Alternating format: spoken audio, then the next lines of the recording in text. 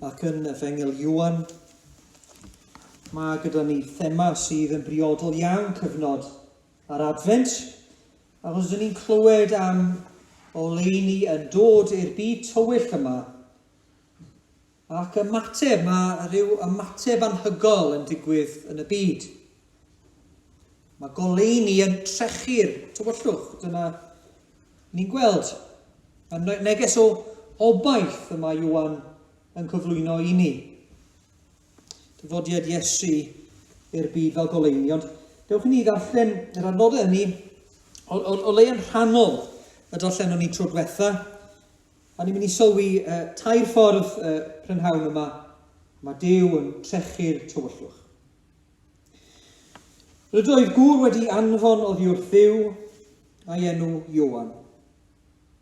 Hwna ddaeth yn dystiolaeth fel y tystiolaethau am y goleuni. Fel y credau pawb trwyddoedd. Nid y fe oedd y goleuni, ond y fe anfonwyd fel y tystiolaethau am y goleuni. Hwn ydoedd y gwir oleuni, yr hwn sydd yn goleuo pob dyn sydd yn dod i'r byd. Yn y byd yr oedd y fe, a'r byd awn neithbwyd trwyddo ef, a'r byd nid adnabu ef.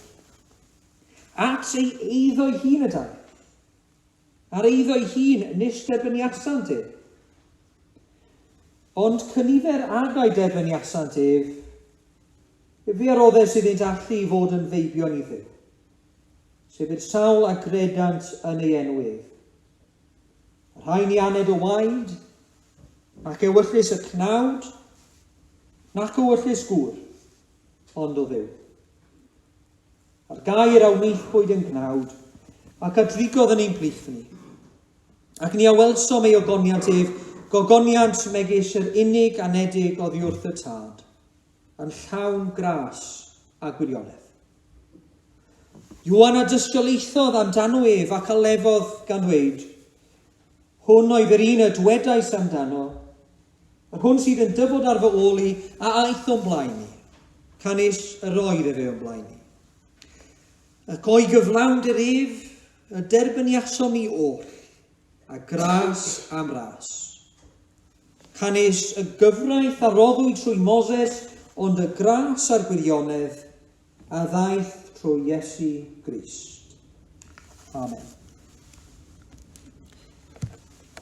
Mae ganddo ni heddiw yma, fel bob blwyddyn mewn gwirionedd yng nghyfnod yr adfent, fel Cristnogion, rheswm da i ymlawenhau a gorfolefi. Mae gyda ni neges hollol unigryw. Dyma chi goleuni sy'n dod o'r nef ac sy'n trechu'r tywyllwch. Mae Iwan yn cyflwyno ni ar ddechrau Efengil, fel glywon ni tro diwetha sy'n cofio, goleuni Crist, y creawdwr, y gwaredwr. Ond y peth nesaf mae'n dweud yw, mae'n cael effaith. Mae yna rhywbeth anhygoel yn digwydd pan mae'r goleuni na'n dod. Mae'n cyflwyno cyferbyniad i ni rhwng goleuni Iesu Grist a'r tywyllwch sydd yn y byd. Tywyllwch y byd heb dduw. Tywyllwch y byd pechadurus. Y tywyllwch teyrnas yr un drwg. Ond beth sy'n digwydd? Mae Iesu yn dod i'r byd yma. I'r gyfryw dywyllwch a mae'n gwneud byd o wahaniaeth. Mae'n trawsnewid y byd. Mae'n trechu'r tywyllwch. Mae'n neges felly o obaith a mae'n neges dragwyddo. Mae'n rhywbeth dyn ni'n gallu ymlawenhau iddo fe o flwyddyn i flwyddyn, tro ar ôl tro. O Dduw ddim yn bell ohono ni. Oedd e ddim yn ddifeddwl. Ddath eto ni yn ei gydymdeimlad, yn ei ras. A dyna chi rhywbeth unigryw am y neges yma dyn ni'n dathlu. Dim neges, fel o'n i'n gwyddio, dim neges sŵn con, os ydych chi ddigon da, gewch chi arregion. Diolch byth bod Duw yn raslon. Mae'n dod ato ni pan dyn ni'n heiddi dim. Be mae'n neud? Mae'n rhoi'r rhodd orau i gyd. Mae'n rhoi ei fab Iesu Grist i ni sy'n gwbl anheiddiannol. Felly, tair ffordd ni'n mynd i ystyried gyda'n gilydd. Tair ffordd. Mae'r goleuni yn person ar arglwydd Iesu Grist. Tair ffordd mae'r goleuni yn trechu'r tywyllwch.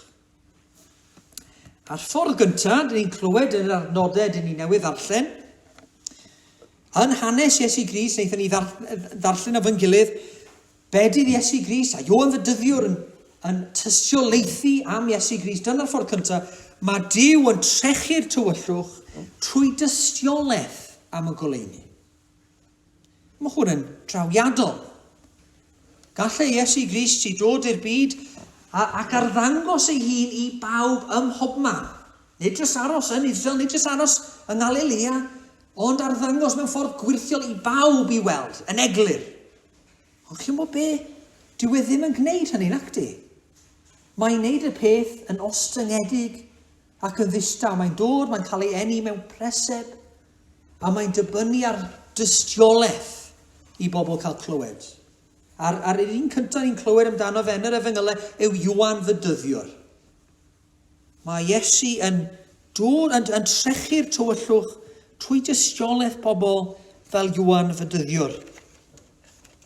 A dyma oedd Ioan yn neud yr un peth ar holl broffwydi yn yr Hen Testament. Os eisiau gofyn beth yw pwrpas yr Hen Testament, byddech chi'n dweud, mae'r Hen Testament yn neud yn union beth oedd Ioan Fydyddiwr yn neud. Oedd e'n sôn am yr un oedd i ddod. Mae'r Hen Testament yn cyfeirio wrth i ni ddarllen, yn ni sylweddoli bod e'n cyfeirio ni mlaen.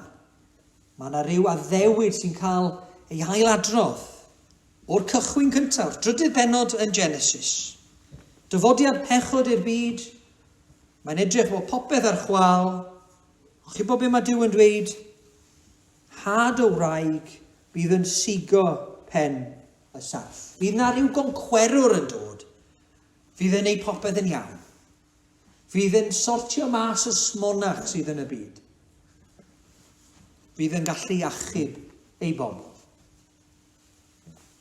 Roedd Ioan Fydyddiwr nid fel y goleuni, dim goleuni oedd e, ond fel rhywun oedd yn cyfeirio at y goleuni. Oedd e'n tystiolaethu am y goleuni. Dim ond dyn oedd e, cofiwch, ac dyn eitha anarferol a dweud y gwir yn te. Rhywun oedd yn byw yn yr anialwch, bwyta locustiaid a mel, yn alltid, ond eto roedd nerth, roedd grym, roedd pwer yn yr hyn roedd e'n ddweud. Dyna chi'r feddwl bod Duw wedi penodi hyn. Bod Duw yn anfon gweision fel Ioan Fydyddiwr, fel chi, fel fi, i fynd trwy'r byd i dystiolaethu am Iesu Grist. Mae yna rym anweledig, os chi moyn, yn y neges.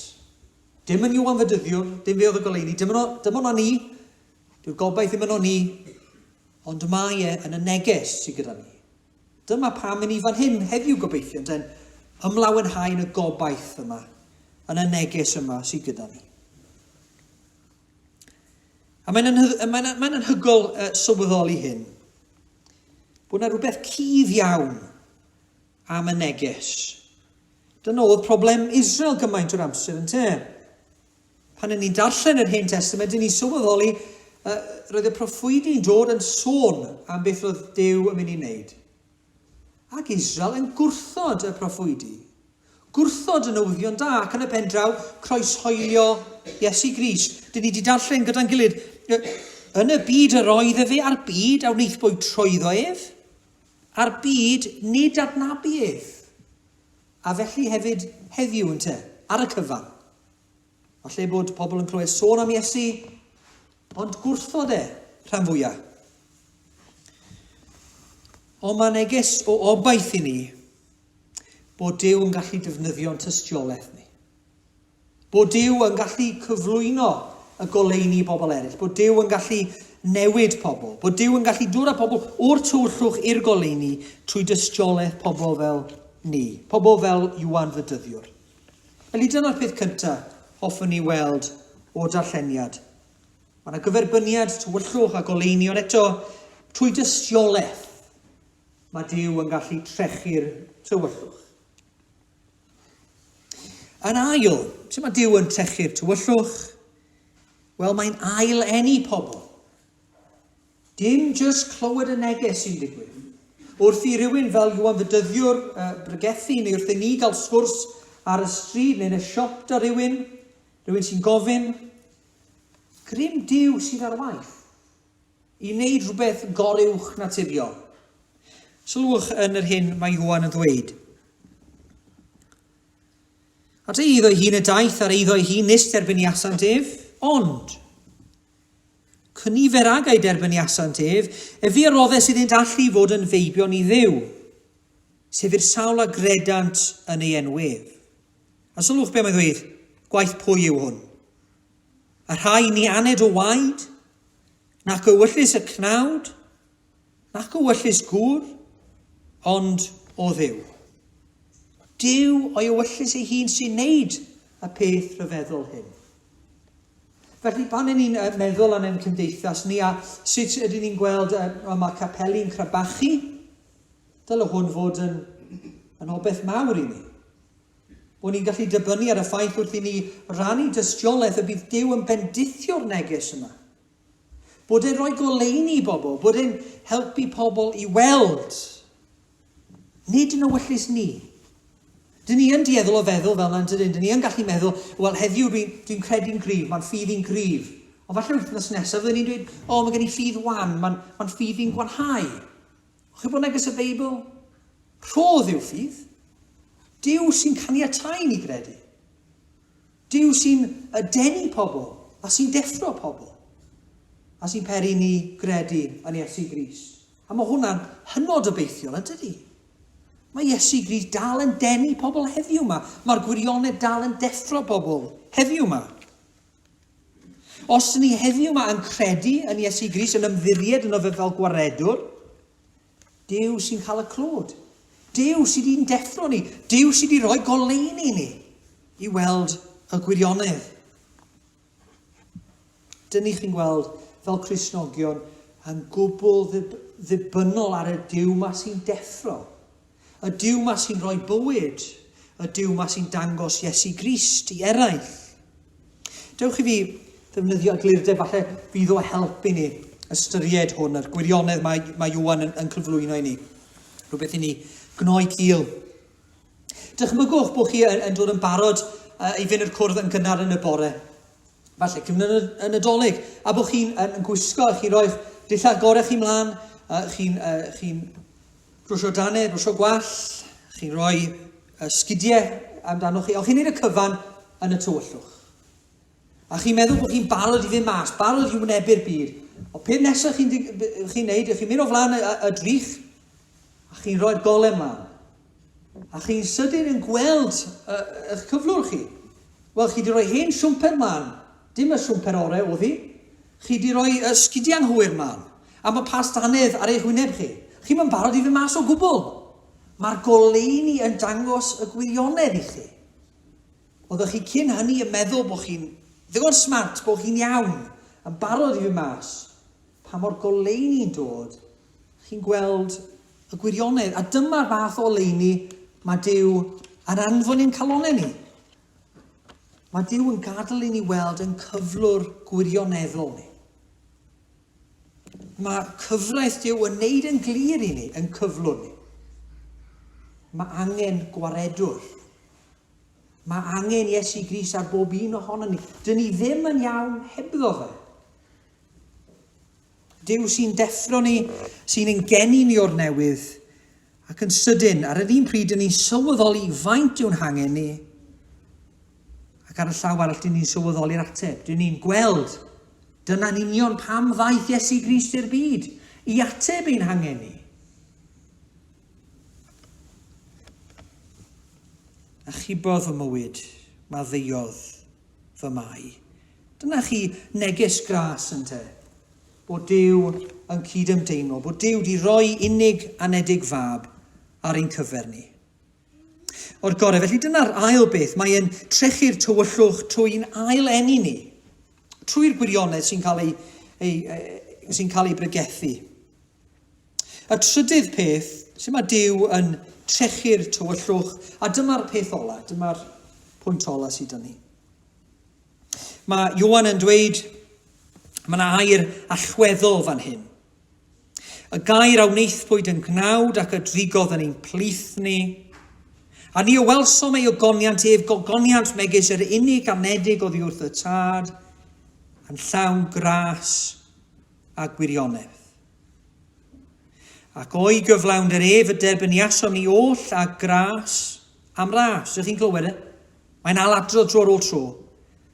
Ac yn olaf, canis y gyfraith y roddwyd trwy Moses, ond y gras a'r gwirionedd a ddaeth trwy Iesu Grist. Pam bod Duw yn gwneud yn? Dyna'r cwestiwn. Pan dyn ni'n sylweddoli bod Duw di roi i fab drosto ni, i draddodi fe drosto ni, pam yw'r cwestiwn naturiol? Dyn ni'n mynd heiddi fe. Wel, mae Ioan fan hyn yn neud y peth yn glir yn tydi. Pam bod y goleini'n dod i'r tywyllwch? Pam bod y goleini yn gallu trechu'n tywyllwch ni? Achos bod Duw yn raslon. Nid just y gwirionedd. O'r Hen Testament sy'n neud yn amlwg i ni, sy'n rhoi goleini ni ddigon i ni weld ein cyflwr ni. Mae angen gwaredwr, dyn ni'n euog. Ond gras sy'n dod yn y mab. Mae'n dod i bawb yn y byd. Yn ddiwahan. Allwn ni, wrth gwrs, edrych trwy'r Beibl a meddwl, wel, sut alla i wybod? Ydy Duw wir wedi trechu'n hywyllwch i? Ydy wedi delio efo'n euogrwydd i? Ydy wedi delio efo mhechod i?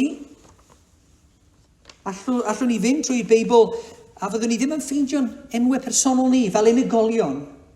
Felly sut ydyn ni'n gallu bod yn sicr? Sut allwn ni gael cysur eleni? Sut allwn ni lawenhau yn ystod cyfnod yr adfent? Wel, person Iesu Grist yn te. Mae Iesu Grist yn llawn gras a gwirionedd. Sef os pwy ydyn ni yn y byd? Sef os pa mor bell i ffwrdd o Dduw dyn ni wedi crwydro? Mae yna wastad ffordd yn ôl. Mae yna le i rheini sydd wedi bod yn y cwrs, sydd wedi hen anghofio. Mae yna le i bobl sydd erioed wedi dod, achos Iesu Grist sy'n trechu'r tywyllwch yn gyfan gwbl.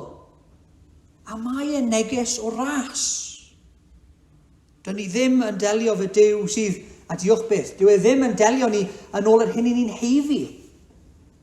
Dyw e ddim yn cadw cyfri o'r hyn eleni ni wedi gwneud yn dda, a'r hyn eleni wedi gwneud yn anghywir. Mae Iesu wedi croesi biliau'r nef, fel ganon ni efo'n gilydd. Pam mae'n neud hwn? Achos bod e'n raslon. Dyma newyddion da yn y Nadolig. Chi'n mae'r cyfan arall dyn ni'n gallu wneud yn y Nadolig yma.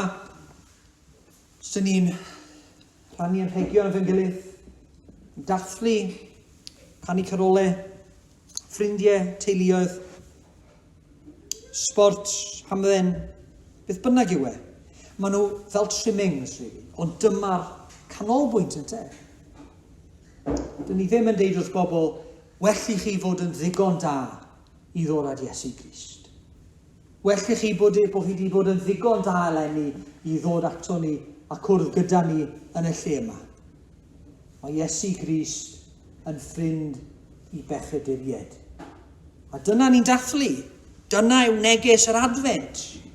Mae di cydymdeimlo. Mae di dod reit lawr i'n lefel ni. Dewch i ni gofio neges gras yn y Nadolig yma. Achos mae goleini Crist yn trechu'r tywyllwch. Ie, trwy tystiolaeth, chi a fi. Rydyn ni siarad un gair falle gyda rhywun ar y stryd. Mae'n trechu'r tywyllwch trwy waith ei hun.